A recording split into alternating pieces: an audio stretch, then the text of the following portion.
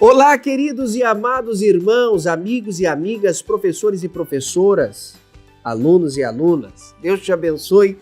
Seja muito bem-vindo a mais um Foco na Lição. Nessa semana preciosa que Deus nos concede, que Deus te abençoe. Eu sou o pastor Paulo Ricardo e neste vídeo trataremos o assunto da revista Betel Dominical do quarto trimestre.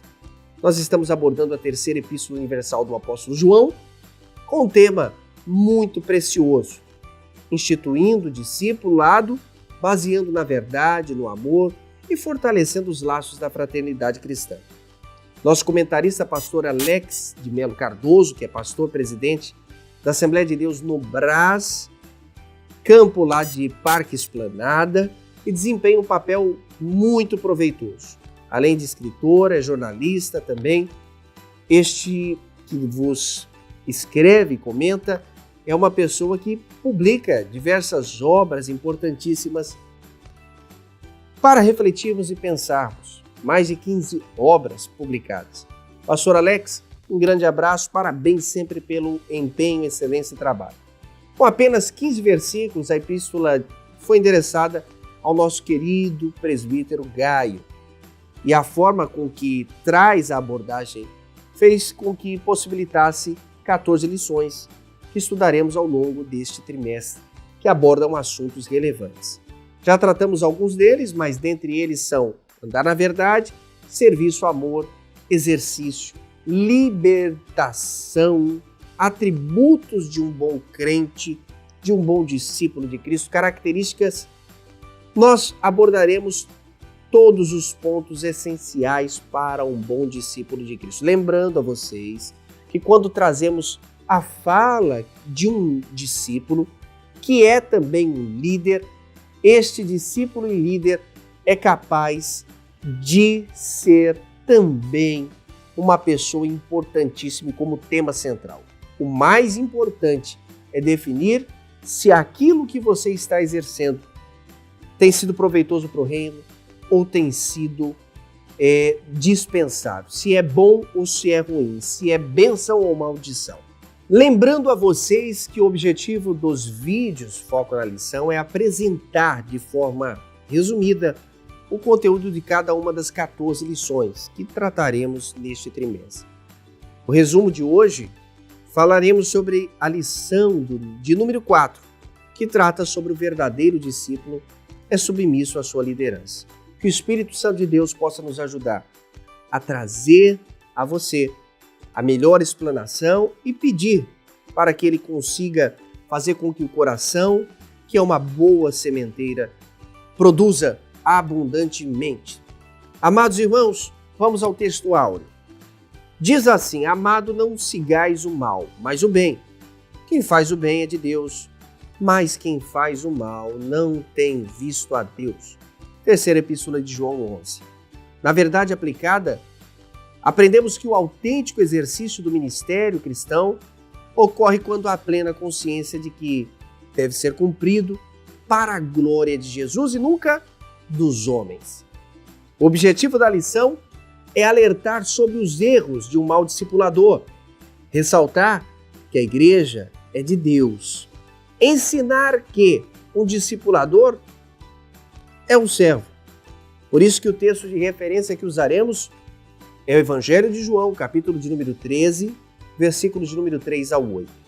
Partimos então para a introdução. Que Deus te abençoe. O critério de Deus para quem ou alguém que se torna um discipulador é o contrário daquilo que muitos pensam. O maior seja como o menor, e quem governa também seja como quem serve. O melhor dentro desse status social ou eclesiástico é quem é fiel e disposto a servir. Estudaremos no ponto 1 e aprenderemos com os erros de um discipulador para que nós não possamos assim cometer. Ser discipulador na igreja é muito diferente do que ser um gestor numa instituição.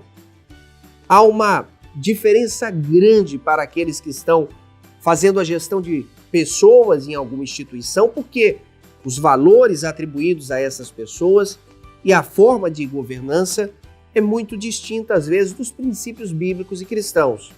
Por exemplo, Deus não promove ninguém porque é mais habilidoso, mais bonito, mais bem trajado ou porque fala melhor que os outros. Deus resolve levantar alguém, abençoá-lo, enviá-lo pelo seu propósito. E melhor serviço que assim ele executará. Quem não se lembra de Jeremias? Quem não se lembra de Gideão, que era o menor da casa dele? Mas Deus, fazendo imperar a sua vontade, escolhe as coisas que não são para confundir as que são. Por isso, que o que é indispensável para que nós possamos aprender com os erros de maus discipuladores é não exercermos, por exemplo, a soberba. A soberba é uma grande armadilha, na qual muitos de nós às vezes temos caído. Nós aprendemos que diante desta soberba, alguns frutos são gerados negativamente, assim como os frutos da carne. Aqui, quando existe alguém com um coração extremamente soberbo, acaba cometendo abusos. E considerando esses abusos, podemos falar sobre abuso do poder dado por Deus a esta pessoa que se acha no direito e usurpa este poder. Deus absolutamente sabe que isto não é bom para o seu reino. Por isso, quem usurpa isso está correndo um grande risco. Deus não divide a glória dele com ninguém. Esse poder é exclusivo dele. E ele utiliza a concessão, ou seja, a capacidade de dar ao outro, a capacitação para que ele possa exercer, não para si, mas para o reino dele. Não é para dominar, mas é para ser dominado pelo poder de Deus, para que o poder de Deus exerça a sua eficácia no reino de Deus. E Deus usa você, Deus usa qualquer dos seus discípulos para esse proveito espiritual. Outro ponto que é o desequilíbrio emocional. As pressões cotidianas da vida podem minar muitos de nós, principalmente em questões emocionais. Eu costumo dizer que pessoas adoecidas geram pessoas doentes, ou pessoas doentes geram pessoas adoecidas. São ciclos. Um discipulador saudável, ele gera discípulos saudáveis, preserva as suas emoções, cuida de si mesmo. Quem não se lembra o que o apóstolo João diz a Gaio? Eu te desejo que te vá bem em tudo, como vá bem a tua alma. Portanto, é necessário e salutar que possamos desempenhar o nosso papel com qualidade, com zelo e, acima de tudo, que possamos deixar que o equilíbrio emocional seja também um princípio norteador no tratamento para com os outros, mas principalmente com aquilo que Cristo deseja de nós. No ponto 2, abordaremos que a igreja tem dono.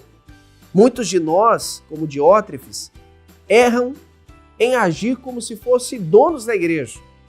Isso cabe a todos nós, quando na verdade Diótrefes deveria só apenas acatar, ele se torna alguém que decide ser o dono da igreja. E Deus não permite que seus dispenseiros se apropriem daquilo que é dele. As ovelhas são de Deus, o lugar é de Deus, as reuniões são para Deus, as pessoas, os irmãos, a comunidade de fé pertence a Deus, de Deus é tudo, poder, glória, plenitude. Então João vem com o propósito de cuidar e edificar a igreja. Entretanto, Diótrefes rejeita esta capacidade. Por isso nós precisamos aprender que o Pai da igreja, que o Senhor absoluto da igreja é Deus.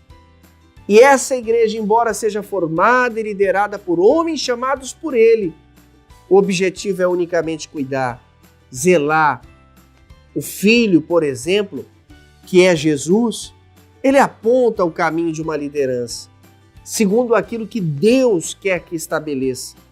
Ele veio ensinar a todos os homens o segredo, como servir, como ensinar aos homens a viver na perspectiva do reino de Deus. Isso funciona diferente do sistema da terra, do sistema corruptível, humano. Por isso que a gente precisa ter o coração disposto a servir. Em Romanos 14:17, nos descreve com mais exatidão. O Espírito Santo é tão vital para a igreja. Ele é o dono também da igreja, que ele auxilia edificando ela na terra, edificando os seus filhos aqui que vivem na terra. Ele é responsável exclusivo pelo crescimento e o avanço. Você sabe que o Espírito de Deus é quem convence o homem do pecado, da justiça e do juízo. E quando nós temos crentes cheios do Espírito Santo, como os crentes de Atos dos Apóstolos, no capítulo de número 4, eles continuamente cresciam e cada dia aumentavam pelo poder da palavra e pelo desenvolvimento. Então é necessário termos e entendermos que Cristo é o Pai e o Espírito, que Cristo, o Espírito e o Pai, eles são proprietários e nos deixam como mordomos para cuidarmos daquilo que o Senhor nos entregou, nos confiou. No ponto 3 desta preciosa lição, os discípulos servem propósitos. Jesus é um exemplo perfeito de um servo fiel. Ao lavar os pés dos discípulos, ele ensina a agir conforme o padrão do reino dos céus. Essa estrutura fortalece todo o corpo. Entenda, desde o Antigo Testamento, o Senhor veio revelando e agindo, desde o estabelecimento de lideranças, de ordens, a variedade de funções, enquanto estava ali conduzindo o povo no deserto. Eles estavam sendo preparados para habitar na terra prometida, recebendo toda a instrução acerca da vida religiosa e de suas atribuições. Esses princípios também estão presentes na igreja de hoje. Por isso, há uma ordem estabelecida e precisamos cumpri-la hierarquicamente, porque isso também contribui para que a igreja avance. Jesus nos ensina que veio servir e não ser servido. Marcos capítulo 10, versículo de número 45. Isso é muito mais. Ele fez para que a igreja pudesse avançar e os outros discípulos pudessem ser formados. Marcos 16:15.